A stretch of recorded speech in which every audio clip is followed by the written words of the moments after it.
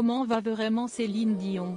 Difficile de le savoir, l'interprète de Pour que tu m'aimes encore gardant le silence depuis qu'elle a révélé le 19 octobre dernier, qu'elle est victime de spasmes musculaires. Son comeback à Las Vegas est repoussé et la reprise de sa tournée mondiale Courage World Tour pourrait bien en subir aussi les conséquences. Mais ses proches veulent toujours se montrer rassurants. Invitée de Julie Snyder pour son émission La Semaine des 4 juillet sur Novo, Claudette et Michel Dion ont fait le point sur l'état de santé de leur illustre sœur. Le frère de la star, qui a été son régisseur pendant 30 ans, a ainsi déclaré, aux dernières nouvelles, au téléphone, elle va bien. Elle se remet juste de ses crampes. Il y a du monde qui s'en occupe. Faites-vous-en pas. Elle va revenir, si est-il sûr.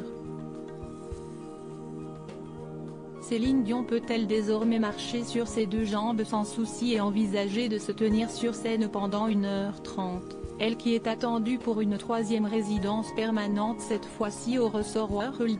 Une source anonyme avait assuré à Voici que la star âgée de 53 ans ne pouvait plus se lever de son lit, ni bouger, ni marcher, ajoutant qu'elle avait beaucoup maigri alors qu'elle souffrait déjà de critiques sur son poids plume.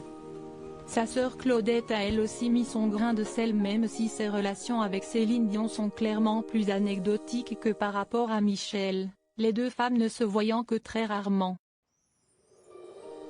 Elle écoute personne mais je lui ai dit, au moins, écoute ton corps.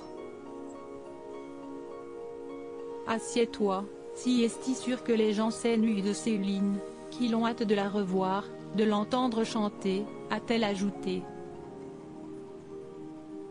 Elle avait déjà donné des nouvelles rassurantes quelques semaines plus tôt mais avait poussé ses confidences sur un terrain trop intime en allant jusqu'à évoquer la préménopause de sa sœur.